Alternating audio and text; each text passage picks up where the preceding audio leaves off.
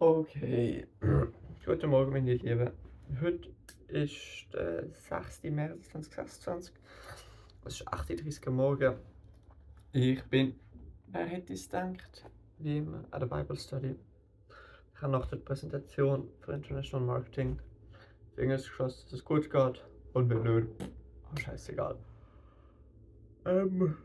Numbers 5:21. Duties and the Gershonite clan. And the Lord said to Moses, record all the names of the members of the clans and families of the Gershonite division of the tribe of Levi.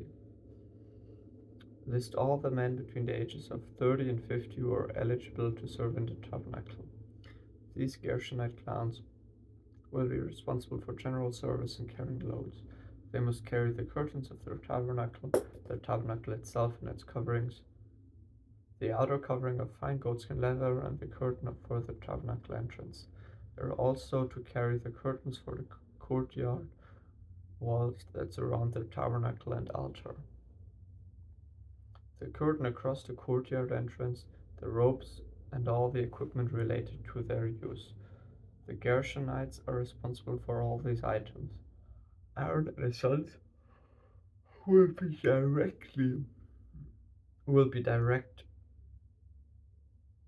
the Gershonites.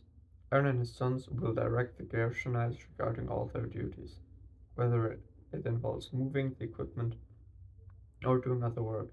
They must assign the Gershonites responsibility for the loads they are to carry. These are the duties assigned to the Gershonite clans at the tabernacle. They will be directly responsible to Itamar, son of Aaron the priest. Duties of the Meronite clan. Now record the names of the members of the clans and families of the Meronite division, the tribe of Levi. List all the men between the ages of 30 and 50 who are eligible to serve in the tabernacle. Their only duty at the tabernacle will be to carry loads. They will carry the frames of their tabernacle, the crossbar posts, and the bases. Also the posts for the courtyard walls with their bases, pegs, and ropes, and all the accessories and everything else related to their use. Assign the various loads to each man by name. So these are the duties of the Meronite clans at the tabernacle. They are directly responsible to Itamar, son of Aaron the priest. Summary of the registration.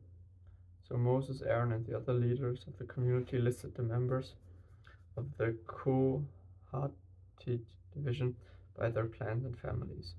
The list included all the men between 30 and 50 years of age who were eligible for service at the tabernacle. And the total number came 2,750. So this was the total of all those from the Kohathite clans who were eligible to serve at the tabernacle.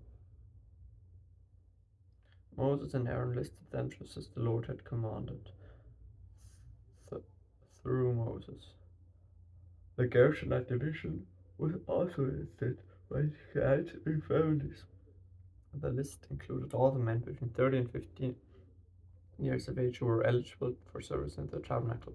The total number was 2,630. So this was the total of all those from the Gershonite clans who were eligible to serve at the tabernacle.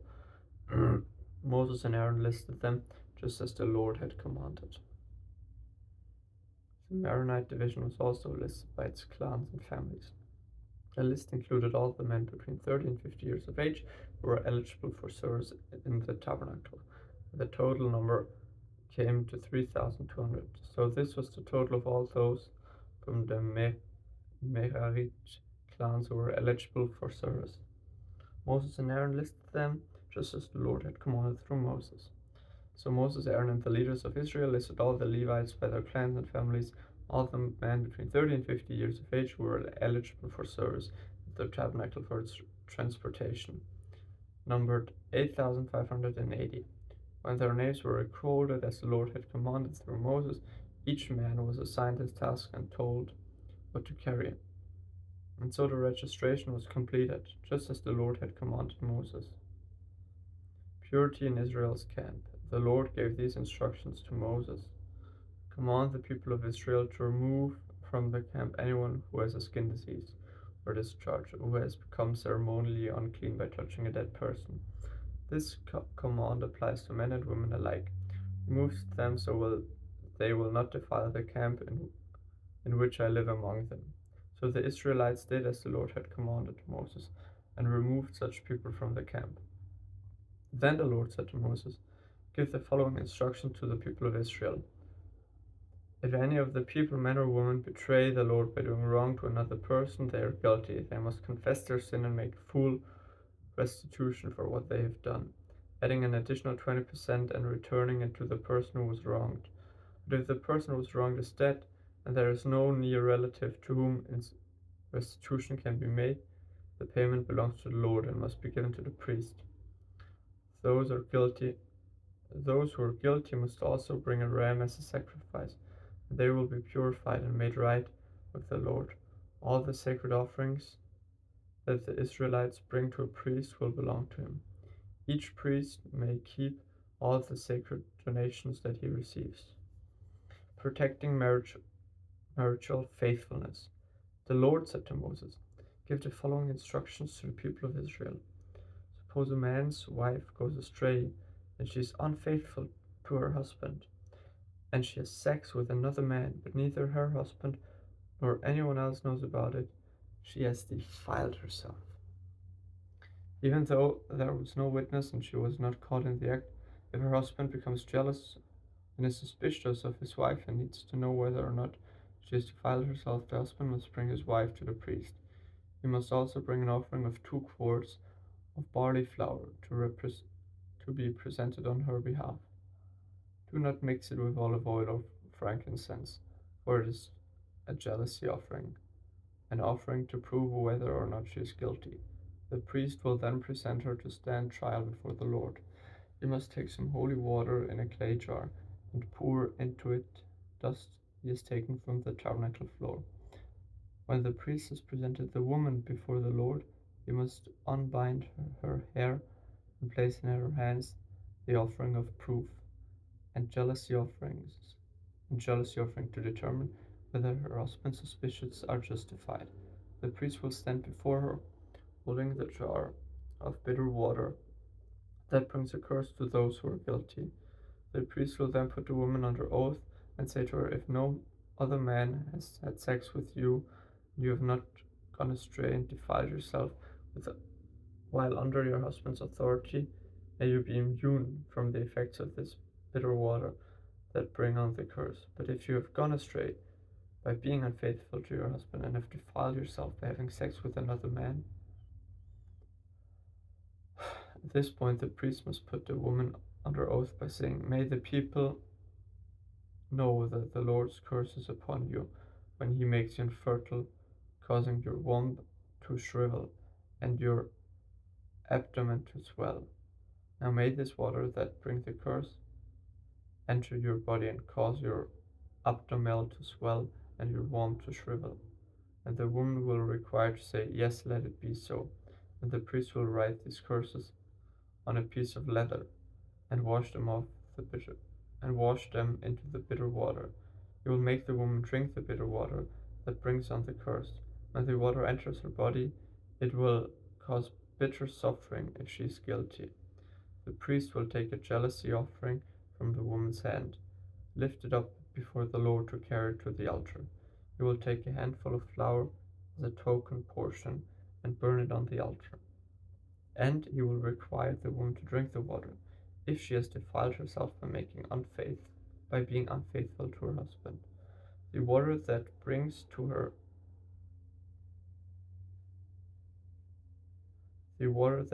on the curse will cause bitter suffering. Her abdomen will swell and her womb will shrink, and her name will become a curse among the people. But if she has not defiled herself and is pure, she will be unharmed, and she will still be able to have children. This is the ritual law for dealing with suspicion. If a woman goes astray and defiles herself under her husband's authority, or a man becomes jealous and is suspicious that his wife has been unfaithful, the husband must present his wife before the Lord, and the priest will apply this entire ritual to her. The husband will be innocent of any guilt in this matter, but his wife will be held accountable for her sin. Number 6. Nazirite laws. Then the Lord said to Moses, give the following instructions to the people of Israel. If any of the people, either man or woman, take a special vow of a Nazirite, setting themselves apart to the Lord in a special way, they must give up wine and other alcoholic drinks.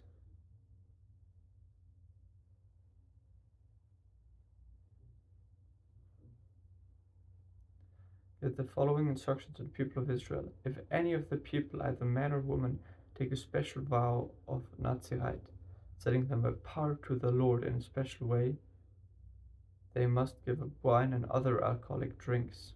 Spannend. Erzähl mir.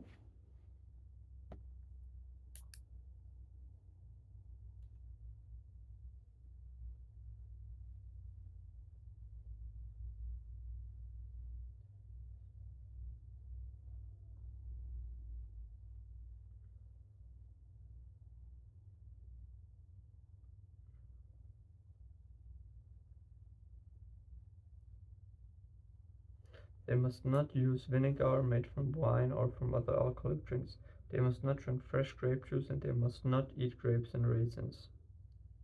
As long as they are bound by the Nazirite vow, they are not allowed to eat or drink anything that comes from a grapevine, not even the grape seeds or skins.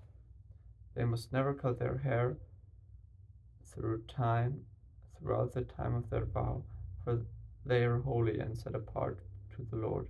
Until the end of their vow has been fulfilled, they must let their hair grow long, and they must not go near a dead body until the entire period of the vow to the Lord.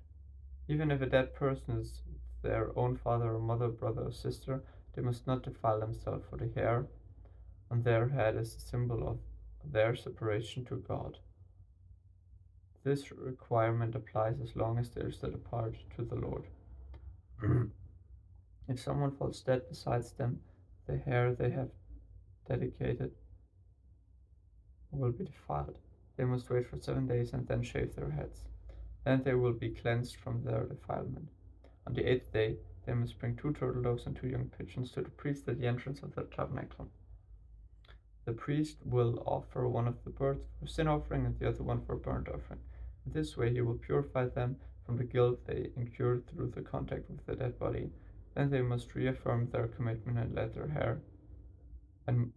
let their hair begin to grow again. The days of their vow that were completed before their defilement no longer count. They must rededicate themselves to the Lord as a Nazirite for the full term of their vow, and each must bring a 1-year-old male lamb for a guilt offering. This is the ritual law of the Nazirite.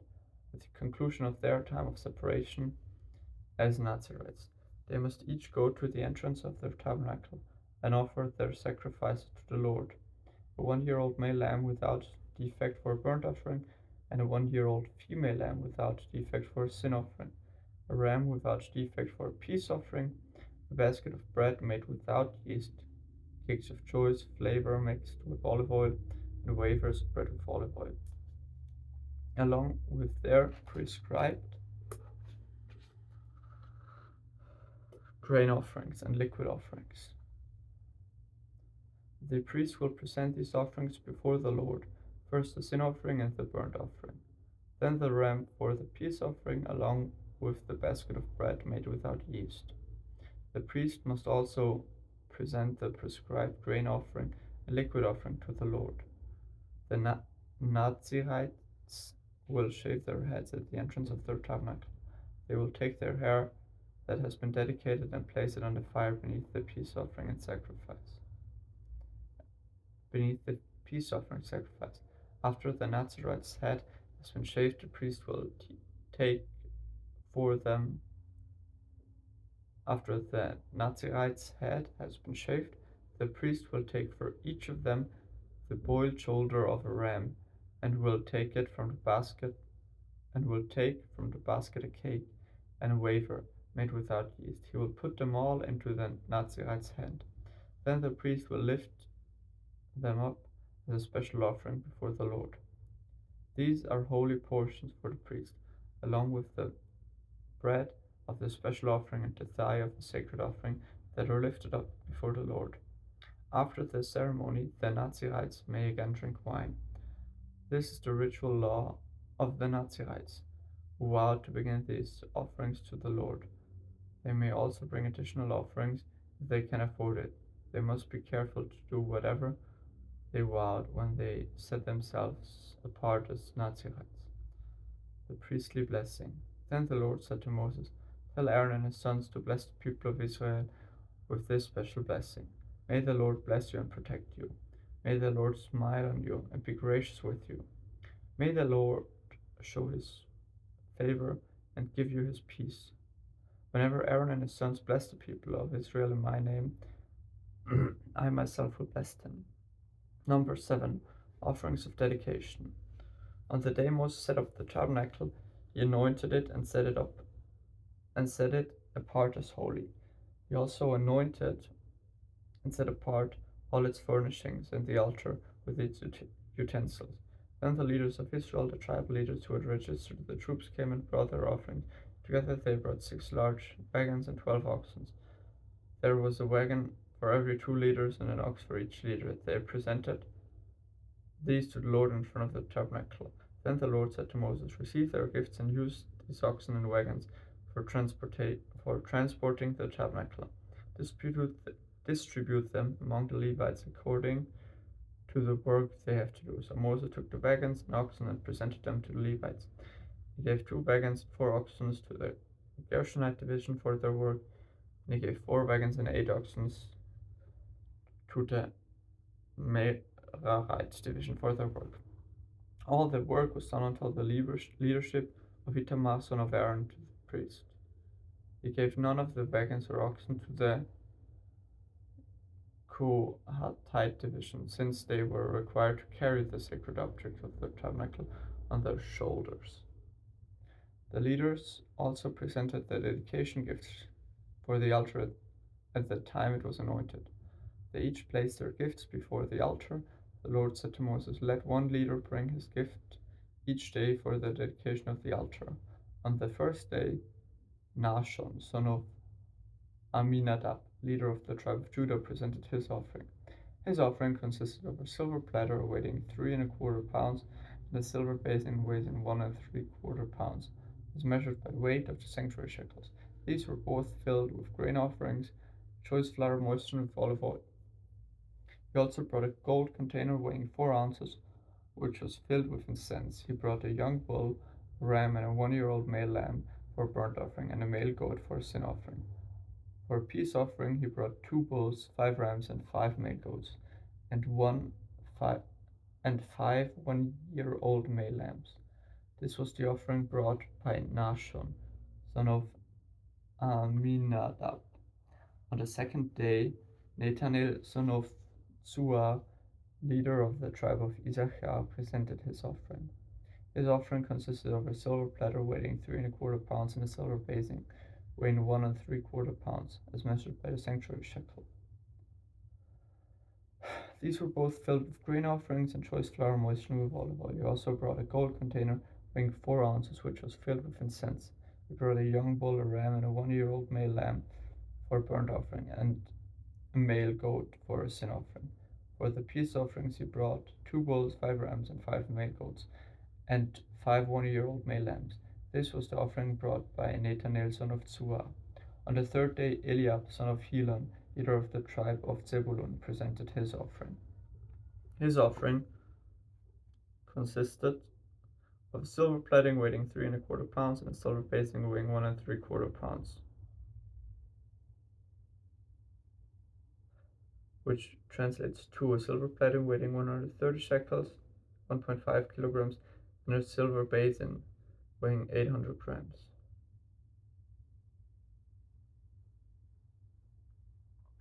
These were both filled with grain offerings of choice flour moistened with olive oil. He also brought a gold container weighing 4 ounces, which was filled with incense. He brought a young bull, a ram, and a 1-year-old male lamb for a burnt offering, and a male goat for a sin offering.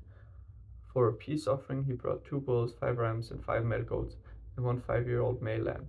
This was the offering brought by Eliab, son of Helon. On the fourth day, Elisur, son of Shedeur, leader of the tribe of Reuben, presented his offering. His offering consisted of a silver platter weighing 1.5 kilograms, and a silver basin weighing 700 grams. 800 grams. These were both filled with grain offerings of choice flour moistened with olive oil. He also brought a gold container weighing 4 ounces, which was filled with incense. He brought a young bull, a ram, and a 1-year-old male lamb for a burnt offering, and a male goat for a sin offering. For a peace offering, he brought 2 bulls, 5 rams, and 5 male goats, and 5 1-year-old male lambs. This was the offering brought by Elitzu, son of Shedeu. So this was the 6th of March, 26 a.m. Nice. Blessed day, everyone.